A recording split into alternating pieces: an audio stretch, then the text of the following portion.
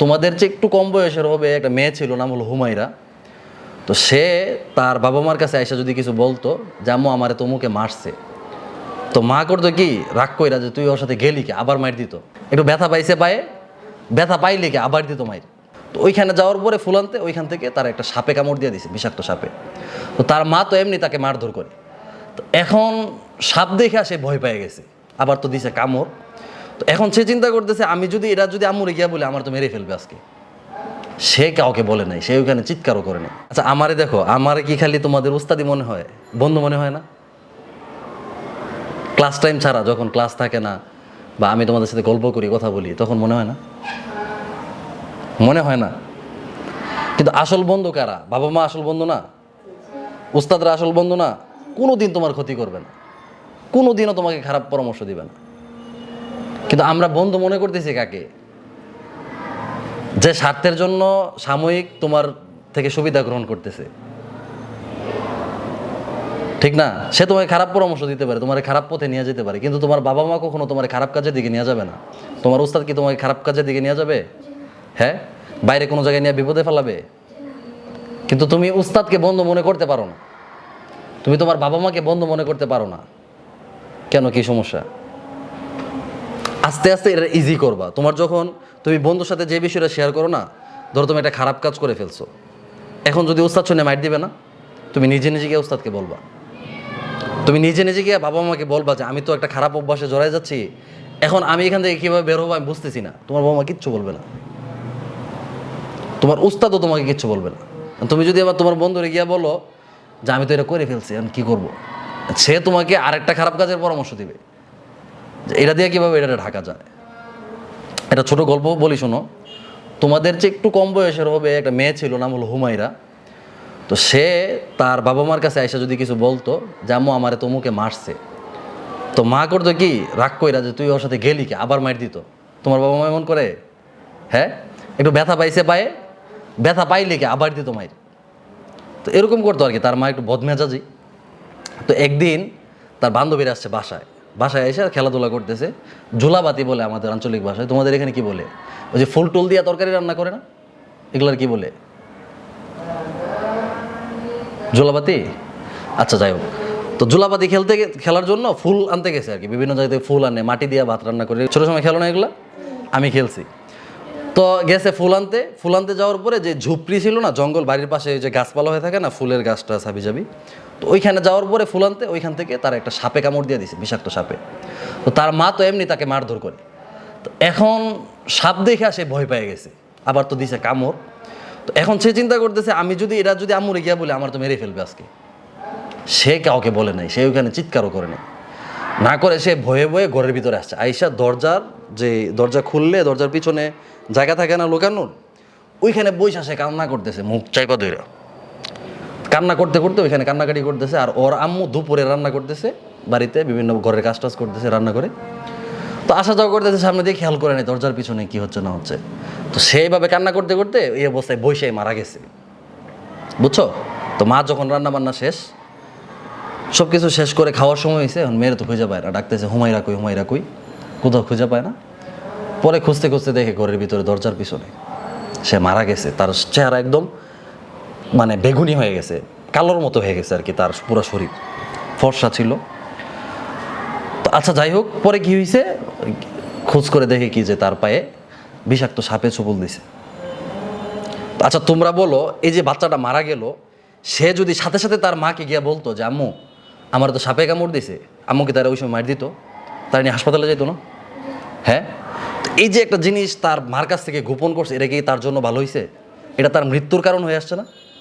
হ্যাঁ, প্রত্যেকটা জিনিস একটু একটু ব্যথা পাইছো, এটা শরীরে হোক এটা মনে হোক, তোমার বাবা মাকে গিয়ে বলে ফেলবা, মার দিবে একটু দেখ, তুমি তো তোমাদের মেরে ফেলবে না, তোমাকে মাইরা ফেলবে একদম, বকা দিবে। কেন বকা দিবে? তোমার ভালোর জন্য বকা দিবে। আজকে মনে হয় জানা উস্তাদজি বকে, বাপ মায় বকে, বড় ভাই বকে, বড় বোনে বকে, শাসন দে।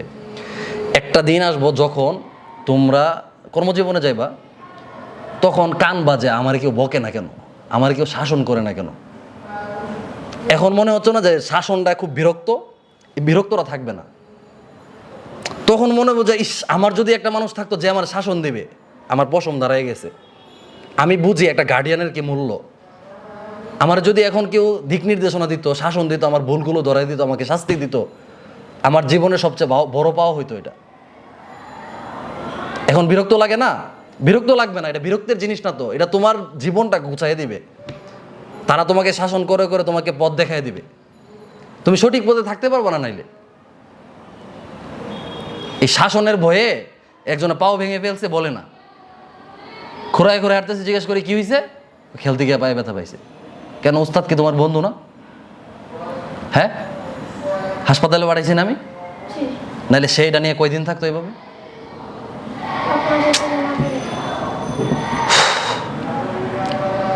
সব কিছু বলতে হবে। মার দিলে দিব, ধমক দিলে দিবে, শাসন দিলে দিবে, তোমার ভালোর জন্য দিবে। একদিন আফসোস করবা, প্রত্যেকটা বিষয় বলবা, প্রত্যেকটা বিষয়। মন খারাপ হয়েছে না, আম্মুর গিয়ে বলবা। যারে ভাল লাগে, তোমার যেই মানুষটাকে, তোমার যেই গার্ডিয়ানটাকে বন্ধু মনে হয়, তাকে গিয়া বলবা। আমি যে তোমাদের সাথে এত মিশি, এত মিশি, হ্যাঁ, তো গল্প শোনাই, কাছে বসাই, ডাকি, মাঝে মাঝে দুষ্টামিও করি, কালকে থেকে খেলাধুলো করবো। কি কস? হ্যাঁ, কালকে থেকে খেলাধুলা করবো। এত ফ্রি হওয়ার চেষ্টা করতেছি কেন? মানে আমি চাই আমার জীবনে যে ঘাটতিগুলো, মানে আমি তোমাদেরকে, আমি এখন যে কথাগুলো বলতেছি না, এগুলো বলে আমার মনের জ্বালা থেকে। আমার কাছে মনে হয় যে এই বিষয়গুলো যদি আমাকে ছোটবেলা থেকে কেউ বুঝাই দিত, তাহলে আমার জীবনটা এখন আরেকটু সুন্দর হইতো, আরেকটু পরিপাটিত, আর গোছালো হইতো। তোমাদের যেন এই আফসোসটা করতে না হয়। কথা বুঝো, আমি জানি না আমার কথার ওজন তোমরা কতটুকু বুঝতে পারো না পারো, হোয়াট এভার। তো তোমাদের জীবনটা যেন অনেক বেশি সুন্দর হয়। কোনো কিছু গার্ডিয়ানদের কাছ থেকে লুকাইবে না। সবসময় উস্তাদদেরকে, বাবা মাকে বন্ধু মনে করবা। আসবে না মন থেকে যে উস্তাদ আবার বন্ধু হয় কীভাবে, উনি তো আমার মারে, শাসন করে, আমার বন্ধুকে আমার মারতে পারবো? হ্যাঁ, এই শাসনটার জন্য একদিন তো আফসোস করবাই। আর এটা যদি এখন মাইনা নিতে পারো যে না, সে আমাকে শাসন করতেছে আমার ভালোর জন্য, এরপরও আমি তার ভুলগুলো বলবো, আমার ভুলগুলো আমি ওনার কাছে বলবো, তাহলে তুমি কোনোদিন বিপদগ্রস্ত হইবা না, তুমি কোনোদিন বিপদে যাইবা না। আজকে আমি তোমাদের সবার সামনে ওয়াদা করতেছি যে আজকের পর থেকে যে আমার কাছে ইচ্ছা করে এসে ভুল বলবে, যে উস্তাদ জি আমার তো একটা ভুলের মধ্যে আছি, আমি তো চুরি করে ফেলছি, বা আমি তো একটা খারাপ কাজ করে ফেলছি, যে নিজে নিজে আমার কাছে স্বীকার করবে, আমি তাকে কিচ্ছু বলবো না। আমি আজকে তোমাদের কাছে ওয়াদা দিলাম। ওয়াদা বর খেলাফ করলে কি হয়? মুনাফিক। ওয়াদা বর খেলাফ করে কে? যে মুনাফিক, সে ওয়াদা দিয়ে ওয়াদা রক্ষা করে না। আমার কাছে কেউ ভুল স্বীকার করার পরে যদি আমি ধমক দিই, বকা দিই বা শাস্তি দিই, তাহলে বলো ওস্তাদ জি ওয়াদা যে রক্ষা না করে সে নাকি মুনাফিক। এটা আমার মনে করাই দিবা। কথা বুঝছো? এর মানে কি, আমি তোমাদেরকে কিচ্ছু বলবো না, তোমাদের সমস্যাটাকে সমাধান করে দেওয়ার চেষ্টা করব। খেলতে গিয়ে পায়ে ব্যথা পাইছো, ভাই সমস্যা কি? খেলা তো আর মাদ্রাসা থেকে বন্ধ করে দেয় নাই। এখন দৌড়াই থেকে সিঁড়ি থেকে পড়ে গেছো, যে উস্তাদজিকে বললে তো বকা দিবে। আমি বকা দিব না, সবাইকে এটা বলে দেবো পুরো মাদ্রাসায়, যার যে সমস্যা আমাকে যেন বলে, আমি কিচ্ছু বলবো না। এটা আজকে তোমাদেরকে ওয়াদা দিলাম। যদি আমি কিচ্ছু বলি, তাহলে আমার মনে করে দিবা যে উস্তাদ জি ওয়াদা বর খেলাফকারী না মুনাফিক। কথা বুঝে আসছে? বাবা মার সাথে বলবা, এখন না, শুধু যে কোনো প্রবলেম, যে কোনো সমস্যা, তোমরা ছোট মানুষ, আমি বলতে পারতেছি না, তোমার যে কোনো সমস্যা, ভবিষ্যতে আর অনেক সমস্যা হবে, ঠিক আছে? হঠাৎ করে দেখবা তুমি মোবাইলের নেশায় পড়ে গেছো, এটা ছাড়াইতে পারতেছো না, তুমি বলে ফেলবা জামু আমি তো মোবাইলে এই জিনিসটা দেখতেছি, আমি পারতেছি না, কি করব? এখন কার্টুন দেখো না, জামু আমি তো ঘুমাইলেও কার্টুন স্বপ্ন দেখি, খাইতে বললেও কার্টুন দেখি, এটা থেকে আমি কিভাবে ফিরে আসতে পারি? আমার পড়ালেখা কিছু ভালো লাগে না, কেন ভালো লাগে না সেটা বল। ভাল লাগে না করুন। আমার কথা কি বুঝতেছো? হ্যাঁ, এটা কাকে বলবা? বন্ধুকে না, আসল বন্ধুকে বলবা, বাবা মাকে, উস্তাদকে বলবা। বুঝতেছো? হ্যাঁ, তোমার জীবন অনেক আলোকিত হবে, অনেক উজ্জ্বল হবে, অনেক সুন্দর হবে।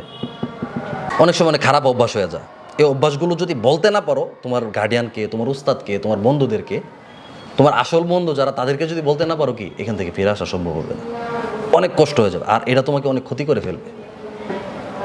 বুঝছো? যে কোনো একজনের সাথে তুমি বন্ধু হয়ে যাবে, হয় তোমার মার সাথে, নয় তোমার বাবার সাথে, নয় তোমার উস্তাদের সাথে। এমন একজন উস্তাদ যে আসলে বুঝে, যে তোমার ব্যাপারগুলো কি বুঝবে, তার সাথে তুমি ফ্রেন্ডলি হয়ে যাবে, বন্ধু হয়ে যাবে, তার সাথে মাঝে মাঝে তুমি শেয়ার করবা যে এটা আমি কি করব, এটা আমি কিভাবে চলবো, আমি তো এই কাজটা করে ফেলছি, এখন কি করা উচিত। কথা বুঝে আসছে, মনে থাকবে? তাহলে সবসময় যে গার্ডিয়ানরা তোমাকে শাসনই দিবে এমন না বিষয়টা। তারা তোমাদের আসল বন্ধু। যদি এখন কথাটা বুঝে নাও আসে, বললাম না এক সময় আফসোস করবা যে হায় হায় এখন শাসন দিচ্ছে না কেন। শাসনটা বেশি দিন না, এটা নিয়ামতের মতো, বুঝছো? এই শাসনটা যে চলতেছে না, একটা বয়স হওয়ার পরে দেখবো তোমার আর কেউ কিছু বলবে না, তোমার এই বাপ মাই কিছু বলবো না, এই উস্তাদি কিছু বলবে না, যে এখন তো সে নিজে বুঝে। তখন কি যে আফসোস করবা, মনে করো নিঃশ্বাস আছে না, নিঃশ্বাস মানে যার অক্সিজেন লাগে, নিঃশ্বাস টাকা দিয়ে কিনতে হয় না অক্সিজেন, তো তখন তোমার কাছে মনে হবে কি আরে অক্সিজেনও কিনতে পাওয়া যায়, যদি শাসন কিনতে পাওয়া যায় তো তোমার কাছে মনে হবে, তুমি কথাটা মিলাই দেখো, এই কথাটা যদি তুমি 10 বছর পরে তোমার মনে পড়বে, তুমি খাতায় লিখে রাখবা যে আরে শাসন যদি টাকা দিয়ে কিনা পাওয়া যেত তাহলে আমি টাকা দিয়ে কিনা গ্রহণ করতাম, কিন্তু টাকা দিয়ে কিনতে পারবা না। এটা এমন একটা জিনিস, তোমাকে কেউ সঠিক পথ দেখাই দিবে, তোমাকে কেউ ভালো পরামর্শ দিবে, তোমাকে কেউ শাসন দিবে, এটা টাকা দিয়েও কিনতে পারবে না। এটা অনেক মূল্যবান জিনিস।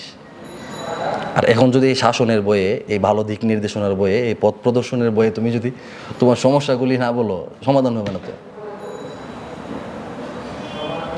কখনোই সমাধান হবে না।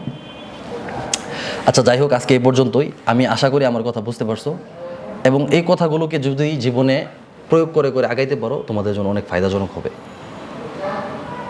কি হবে? আল্লাহ তাআলা সবাইকে বুঝার তৌফিক দান করুক, বলো আমিন।